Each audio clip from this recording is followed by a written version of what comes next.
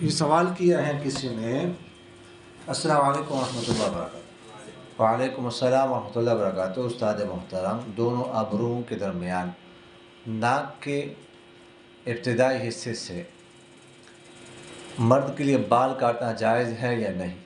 نیز اگر مسجد میں احتلام ہو جائے تو کیا پہلے فوراً تیمم کرنا چاہیے؟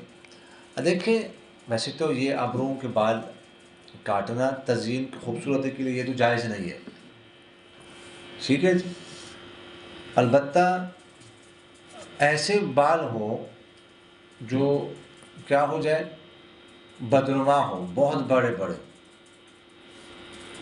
کیا ہو، بہت بڑے بڑے ہوں۔ بعض ایسے بڑے بڑے ہوتے ہیں اور ایسے ملے ہوتے ہیں، بڑے بڑے ہوتے ہیں جو اگر اتنے بڑے ہوں نا جس سے بدنمائی ظاہر ہو رہی، تو اس حد تک پھر اس کو اتنا کاٹنا، اتنے کٹوانا کہ وہ بدنمائی ختم ہو جائے، تو اس کی گنجائش ہے، یہ جائز ہے۔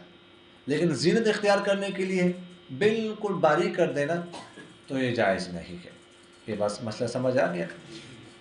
کسی کو مسجد میں احتلام ہو جائے تو اب چونکہ ناپاک ہو گیا نا، اس لیے بہتر یہ ہے اس کے کہ تیمم کرے۔ جتنا عرصہ اس نے 1-2 گھنٹے مزید نیند کرنی ہے تو اس کے لیے کیا کر لے، تیمم کر لے، تاکہ کچھ نہ کچھ اس کو کیا ہو جائے، پاکی حاصل ہو جائے، طہارت حاصل ہو جائے۔